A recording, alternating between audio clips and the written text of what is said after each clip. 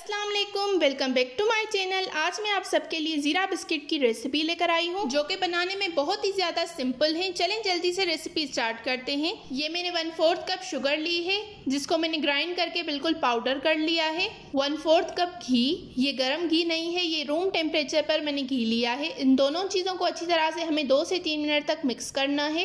2 से 3 मिनट मैंने इसको अच्छी तरह से मिक्स कर लिया है। अब मैं इसमें 1 टीस्पून बेकिंग पाउडर डालूंगी, 1/2 टीस्पून नमक, 1/2 टीस्पून साबित ज़ीरा, 1 अंडा।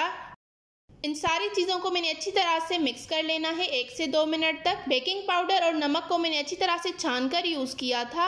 अब मैं इसमें 1 कप मैदा डालूंगी। मैदे को मैंने अच्छी तरह से छान लिया है। थोड़ा सा मैदा डालकर मैं इसको मिक्स कर लूँगी। उसके बाद मैं बाकी का मैदा भी इसमें डाल दूँगी। हमें इसको अच्छी तरह से मिक्स करके एक पेड़ा बना लेना है। ये बिस्किट बहुत ही ज़्यादा मज़े के बनते हैं। हम ये बिस्किट विदाउट ओवन बनाएंगे। हम इन बिस्किट्स को पतीले में बनाएंगे। आप देख सकते हैं मैंने इसको अच्छी तरह से मिक्स कर लिया है। अब मैं इसको 10 मिनट तक कवर करके रख दूँगी। 10 मिनट हो गए हैं। चलिए अब इसके बिस्किट्स बना लेते हैं। मैंने एक नॉर्मल प्लास्टिक की शॉपर ली है, उसके ऊपर ये मैंने रख दिया है।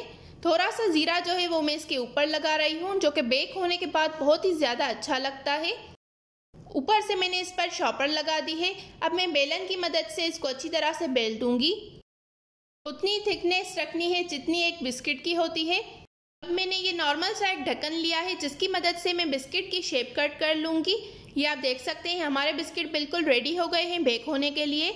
ये जो बाकी का मिक्सचर है उसको भी मैं सेम उसी तरह से बेल कर बिस्किट बना लूँगी।